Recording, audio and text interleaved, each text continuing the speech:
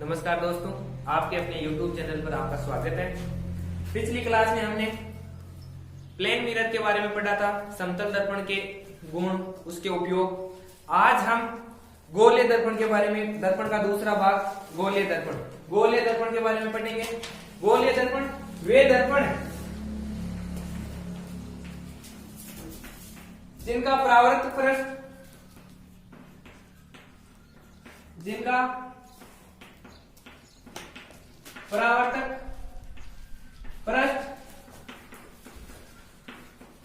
गोलीय होते हैं, गोलीय दर्पण कहलाते हैं।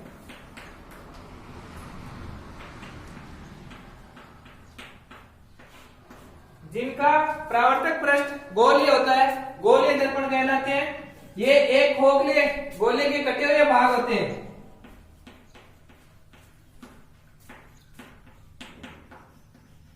खोखले गोले के कटे हुए भाग। गोलीय दर्पण दो प्रकार के होते हैं, अवतल दर्पण और उत्तल दर्पण।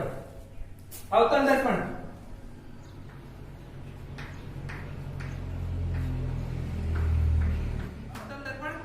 ऐसा दर्पण जिसका परावर्तक पृष्ठ अंदर की ओर हो, अवतल दर्पण कहलाता है।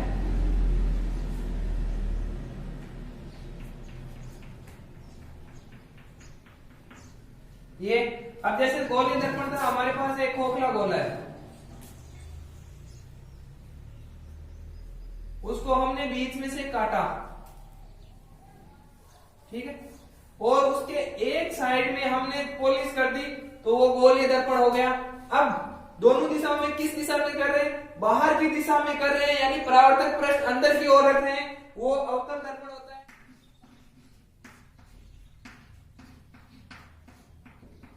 ऐसा गोलीय दर्पण जिसका परावर्तक पृष्ठ बाहर की ओर होता है, उत्तल दर्पण कहलाता है।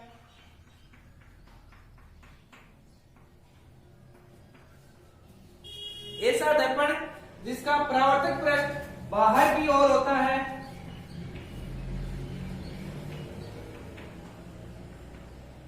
उत्तल दर्पण कहलाता है। गोलीय दर्पण में हमारे को एक परावर्तक आवरण लगाना होता है, वो तो परावर्तक आवरण होता है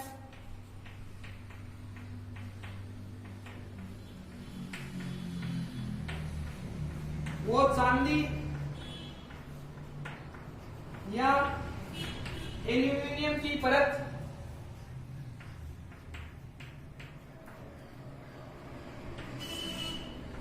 लगाकर रंग किया हुआ होता है, रंग किया हुआ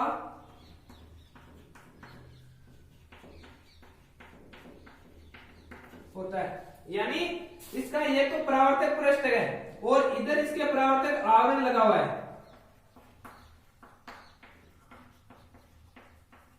किसका है?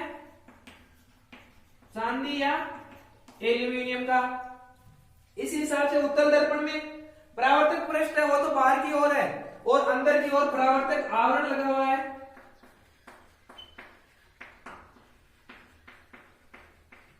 जो चांदी या एल्यूमिनियम की परत होती है।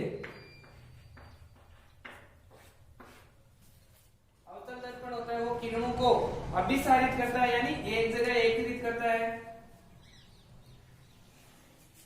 परावर्तन के पश्चात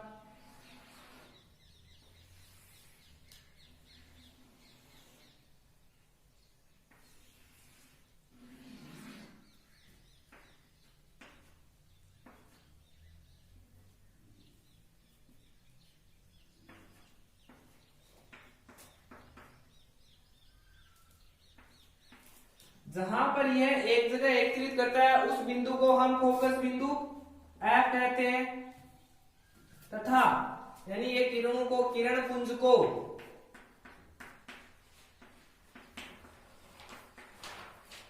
अभिसारित, किरण पुंज को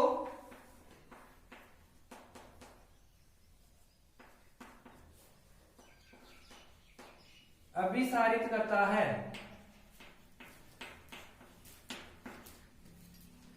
जबकि उत्तल दर्पण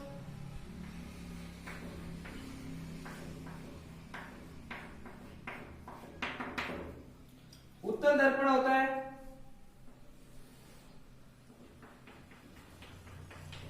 वो किरणों को अपसारित करता है यानी फैलाता है।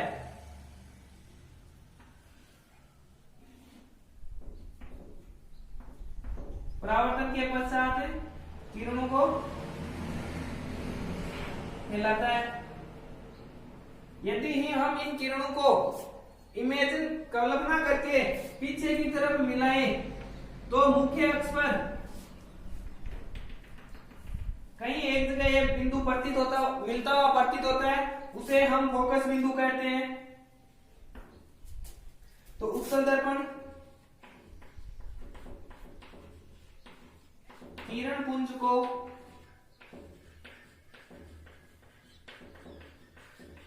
अपसारित यानी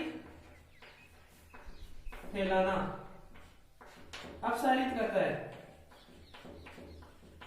इसमें हमारे पास 2-3 डेफिनेशन है जो नए वर्ड है। पहला है वक्रता केंद्र सी। तो जिस गोले का केंद्र बिंदु होता है उसे ही वक्रता केंद्र कहते हैं। कटे हुए गोले के केंद्र बिंदु को ही वक्रता केंद्र कहते हैं। दूसरा फोकस बिंदु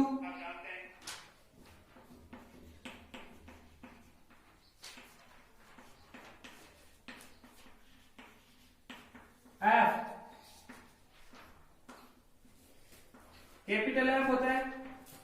तो ये जहां पर किरणें एकत्रित होती है उसे फोकस बिंदु कहते हैं। फिर मुख्य अक्ष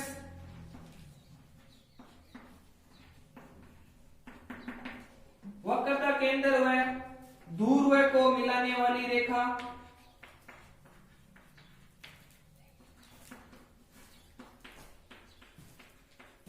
वक्रता केंद्र व ध्रुव को मिलाने वाली रेखा को मुख्य अक्ष कहा जाता है।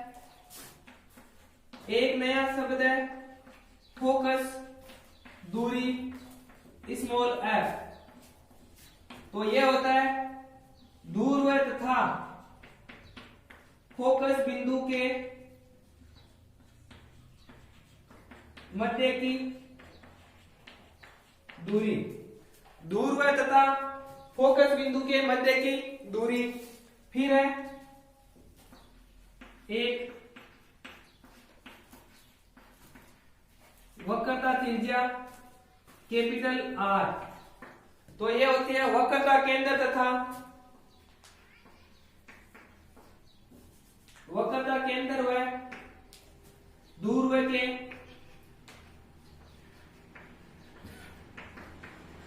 मध्य की दूरी। वक्रता केंद्र व मध्य की दूरी। अवतल दर्पण में वक्रता त्रिज्या होती है वो फोकस दूरी की दुगुनी होती है। गोलीय दर्पणों में वक्रता त्रिज्या होती है वो फोकस दूरी की दुगुनी होती है। एक बार देखना सुना वक्रता केंद्र सी। जिस गोले का कटा हुआ भाग होता है उस गोले के केंद्र को ही वक्रता केंद्र कहा जाता है। फोकस बिंदु जहां पर किरणें परावर्तन होने के पश्चात एक बिंदु पर मिलती है उस बिंदु को फोकस बिंदु कहते हैं। मुख्य अक्ष वक्रता केंद्र व ध्रुव को मिलाने वाली रेखा को मुख्य अक्ष कहा जाता है। फोकस दूरी स्मॉल एफ। तो फोकस बिंदु व ध्रुव के मध्य की दूरी को फोकस दूरी कहते हैं तथा वक्रता त्रिज्या ध्रुव व वक्रता केंद्र के मध्य की दूरी को वक्रता त्रिज्या आर कहा जाता है। गोलीय दर्पणों में वक्रता त्रिज्या फोकस दूरी की दुगुनी होती है। अब हम इसको कि गोलीय दर्पणों में वक्रता त्रिज्या या फोकस दूरी की दुगुनी होती है इसको थोड़ा अब हमें सिद्ध करना है कि एक छोटे द्वारा की वक्रता त्रिज्या होती है वो फोकस दूरी की दुगुनी होती है। छोटा द्वारा यानी इसके जो परावर्तक पृष्ठ है वो अत्यंत छोटा है। तो हम एक अवतल दर्पण है इस पे PQ एक किरण आपतित हो रही है तथा वह परावर्तन के पश्चात QR दिशा में जा रही है। OC है ये इसकी मुख्य अक्ष है, CQ इस पर अभिलंब है। तो हमारे पास परावर्तन के नियम से कोण PQC यानी आपतन कोण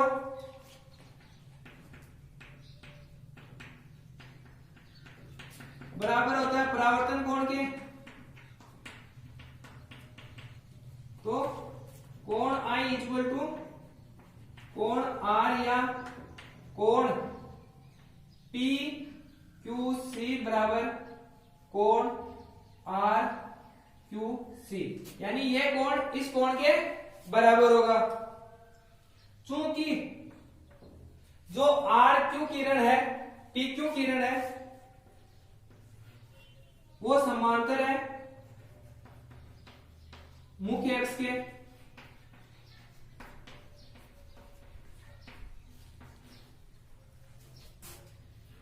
PQ समांतर है CO के, है ना। इसलिए ये देखो यहाँ एकांतर कोण बन रहा है, तो ये कोण है ये इस कोण के बराबर होगा। इसलिए कोण PQC बराबर कोण QCO। तो अब देखो ये एक हमारे पास त्रिभुज बन रहा है यहां पर,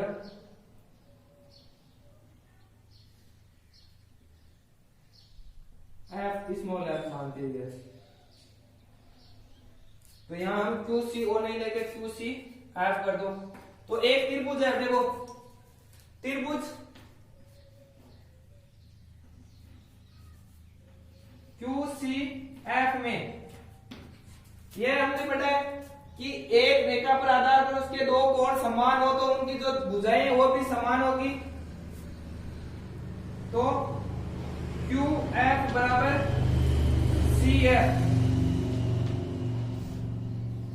QF बराबर CF तथा जो QF है, चूंकि QF है वो लगभग बराबर है OF के, या QC है वो लगभग बराबर है OC के। अब क्योंकि OC बराबर OF प्लस CF या OF प्लस OF यानी 2OF, तो OC क्या है, एक वक्रता त्रिज्या, तो वक्रता त्रिज्या यानी R बराबर 2OF, एक फोकस दूरी है स्मॉल f। इस हिसाब से छोटे द्वारक की वक्रता त्रिज्या होती है वो फोकस दूरी की दुगुनी होती है। दैनिक जीवन में हम गोलीय दर्पण के स्थान पर दैनिक उपयोग में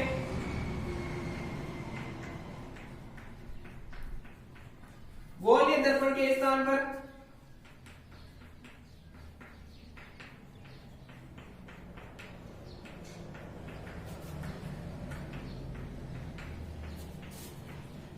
परवलय दर्पणों का प्रयोग किया जाता है।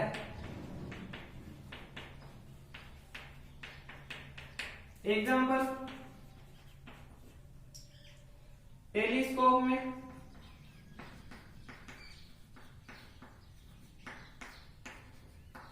और नंबर 2 गाड़ियों की हेडलाइट में।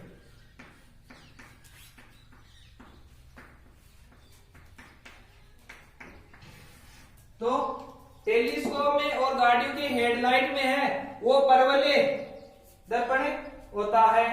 अब हमारे को एक देखना है कि उत्तल और अवतल दर्पण होता है, उसमें जो हमारे पास अभी आया था F capital F capital C small f capital R, तो इनका जो परिपाटी चिन्ह के अनुसार इनका जो प्लस माइनस होता है वो क्या होता है, तो हम दर्पण में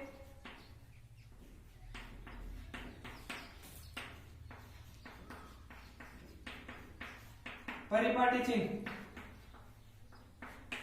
पहला अवतल दर्पण का पढ़ रहे हैं,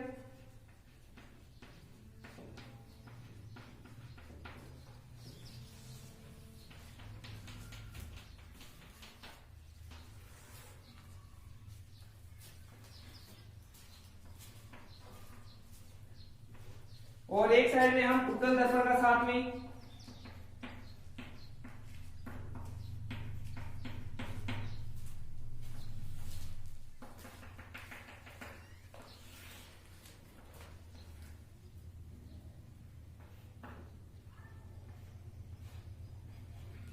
अब हमारे को क्या है, दर्पण में जो इसका ध्रुव होता है उसे हम मूल बिंदु मानते हैं।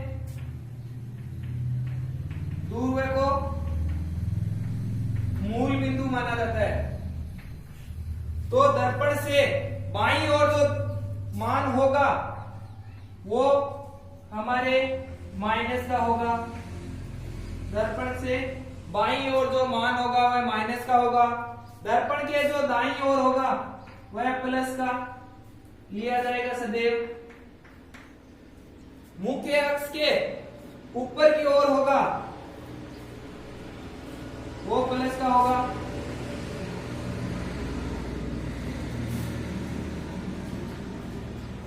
तथा मुख्य अक्ष से नीचे की ओर होगा वह मान माइनस का लिया जाएगा।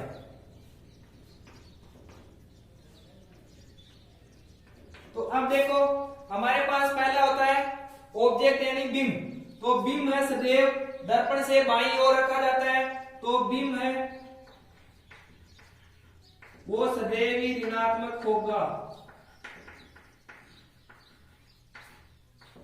बिंब का मान दोनों में ही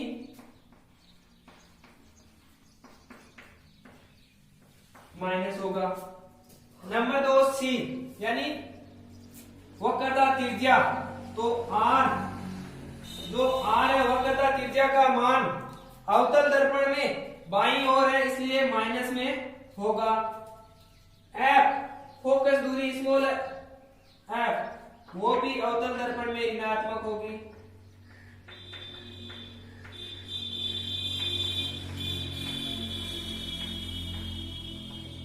उत्तल दर्पण में देखते हैं वक्रता त्रिज्या है वो फोकस दर्पण के दाईं ओर है। तो वक्रता त्रिज्या आर हमेशा धनात्मक आएगी तथा फोकस दूरी भी दाईं ओर ही है।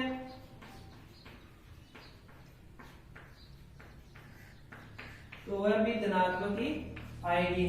यानी बिंब है वो दोनों दर्पणों में ही ऋणात्मक आएगा तथा अवतल दर्पण में वक्रता त्रिज्या और फोकस दूरी ऋणात्मक आएगी, जबकि उत्तल दर्पण में वक्रता त्रिज्या व फोकस दूरी धनात्मक आएगी। ठीक है दोस्तों, आज की क्लास में इतना ही।